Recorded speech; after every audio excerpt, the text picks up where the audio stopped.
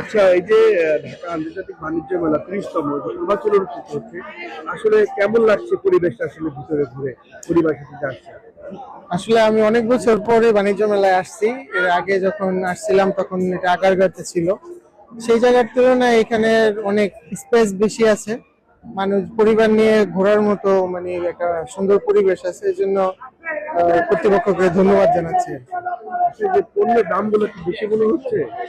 পণ্যের দাম কিছু কিছু বেশি আছে, আবার অনেক পণ্যের মধ্যে ডিসকাউন্ট আছে। তো মানুষ যার যেটা প্রয়োজন সেই অনুযায়ী আর কি বাজেট অনুযায়ী নিতে পারবে। বাবা, তুমি কিছু বলতে ঘুরতে আসছেন? আচ্ছা, যে আন্তর্জাতিক বাণিজ্য মেলা ৩০তম যে পূর্বাঞ্চলে, কেমন লাগছে আসলে? জি, ভালো লাগছে। জায়গাটা অনেক বড়, স্পেস আছে ঘোরার জন্য ভালো। অনেক সুন্দর সুন্দর স্টল, অনেক কিছু পাওয়া যাচ্ছে, সবাই এসে দেখে যেতে পারে।